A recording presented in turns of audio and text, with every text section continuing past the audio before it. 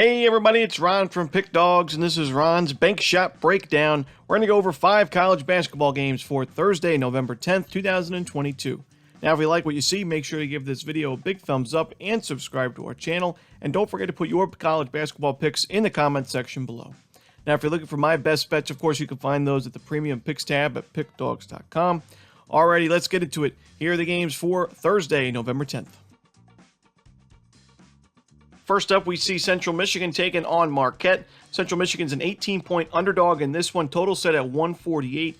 That's going to be the first game of the year for Central Michigan. Disappointing season last year for the Chips. They went 7-23 overall, 6-12 in conference play.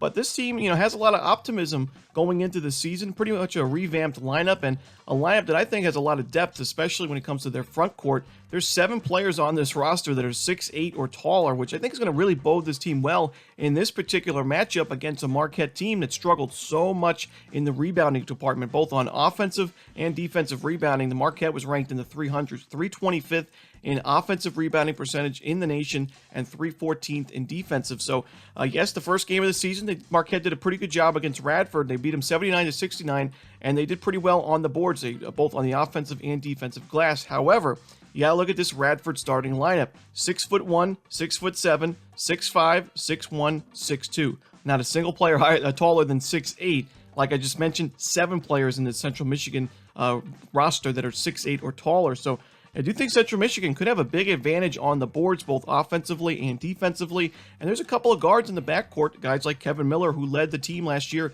in scoring, that returned to this team. I think Central Michigan has a chance to keep this game close. I don't think they have much of a chance for the outright win, as this was still a Central Michigan team that struggled on the defensive end and really offensively as well last year. It's going to take them a little while to get going completely, but 18 points is a lot to lay, especially when your team has struggles on the glass.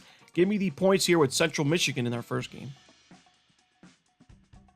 Next up, we see Southern Illinois taking on Oklahoma State. The Cowboys laying 8.5 points, total set at 137.5.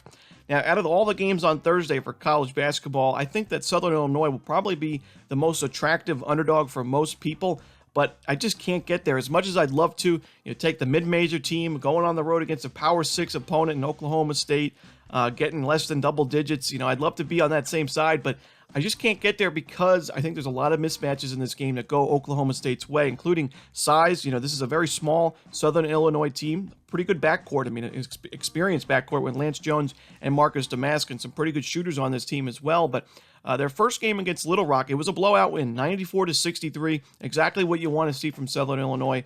However, the turnover differential, a bit of an issue in my opinion. 19-7, 19 turnovers coughed up by Southern Illinois. They only forced 7. That's a big issue when you're facing an Oklahoma State defense that last year, going into this year, is ranked 28th in adjusted defensive efficiency. Last year, number 4 in adjusted defensive efficiency, and they were number 17 in turnover rate on defense, forcing a ton of turnovers against their opposition. So if Southern Illinois has issues coughing up the basketball, it is not going to be pretty in this game, as Oklahoma State works very well in the fast break.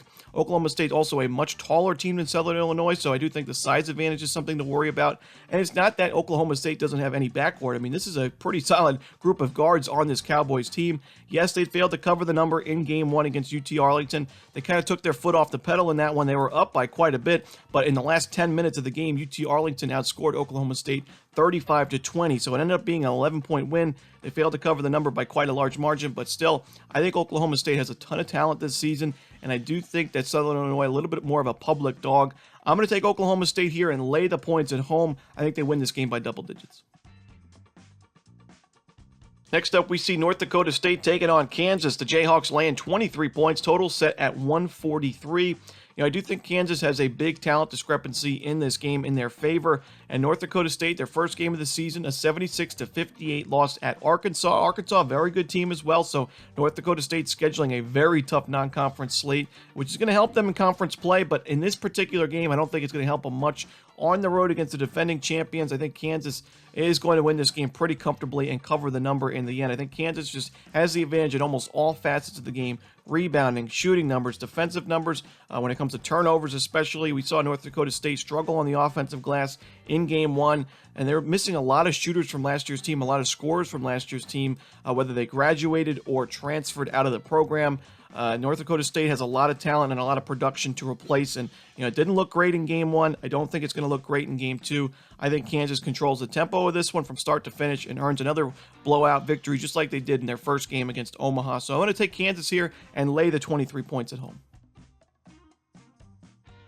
Next up, we see Northern Arizona taking on Arizona State. The Sun Devils are laying 16 here, and the total's at 137. Now, when I was looking at this game at first, I was saying, maybe I could get behind the underdog here. We saw Arizona State struggle against Tarleton State, only beat them by 3 points after they were 14.5-point favorites in that one, so failing to cover the number by a lot in that one. And then Northern Arizona kind of played a little bit tough in that game against Michigan State. Lost the game by 18 points in the end, but it wasn't really a bad showing for the Lumberjacks. After a really bad start, they were down 20-5 at the beginning of the game, but they managed to claw their way back into that one and make it respectable. But I do think that Arizona State has a big advantage defensively. And, Tarleton State, they only put up 62 points in that one, but Tarleton State's a very good defensive team, similar to a team like Sam Houston. There's a lot of teams in the WAC this year that are very defensive-minded, defensive first. Abilene Christian, Sam Houston, like I mentioned, Tarleton State's one of those types of teams. So scoring 62 on paper against a WAC team, not what you want to see if you're a Pac-12 of Arizona State. But I don't really blame them for it. I still think this team has plenty of options scoring, and I think the Sun Devils' defense compared to Northern Arizona's offense, a really big advantage for Arizona State.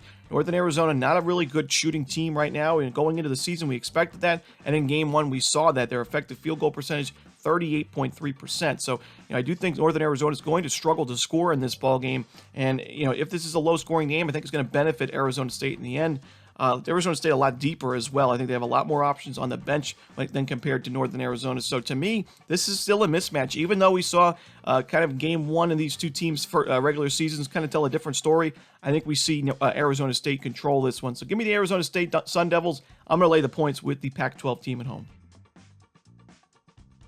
And the final game we're going to talk about for Thursday's card, we see Towson taking on UMass. The Tigers of Towson are laying a point here on the road. Total set at 147. The first game of the season for Towson, a 67-62 win over Albany. Last year, a 25-9 record overall for Towson and a 15-3 conference record. This was a solid team. They were ranked inside the top 100 according to KenPom. Now, this season ranked 105 after that win over Albany, and I do think Towson has plenty of talent on this team. It's just a very short bench. They're only going to play about 8 players total. At the first game, they only played 7 players, so they're going to really rely on their starters for most of the season, especially early on in the year. And, why not? This is a team that returns a lot of production from last year's team, including their leading scorer in Nicholas Timberlake. But, on the road here against a very deep and a very talented UMass team, I think I like the Minutemen here, especially when you're going to give me a point with the home team. You got Frank Martin, a very smart head coach from South Carolina. I'm surprised that UMass was able to land a coach like that, and it's really going to help the program overall. Not only just year one, but as the seasons continue. With Frank Martin, a lot of transfers from South Carolina, so you got a lot of SEC talent. You still bring back a few really talented players from last year's UMass team. TJ Weeks is a three-point machine. This guy can really shoot it from the perimeter. And Noah Fernandez, a real good playmaker, can also shoot it from the perimeter. So this is a lot of nice offensive production that you have on this UMass roster. I think the big thing that UMass is going to look to do this year, and opposed to the last few years with Matt McCall, is defense. I mean, last year this team had a great offense, ranked 33rd in adjusted offensive efficiency, ranked 342nd in adjusted defensive efficiency.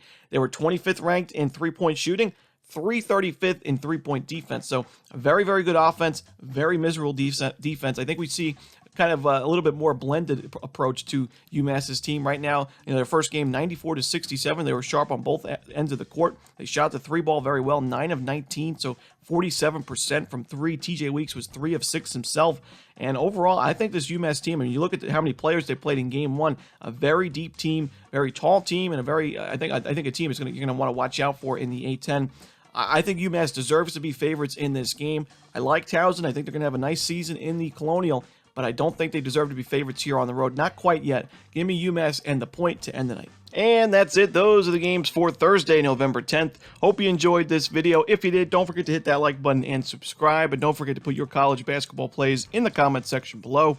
Again, if you're looking for my best bets, you can find those at Pickdawgz Premium. As always, this is Ron Romanelli. Good luck.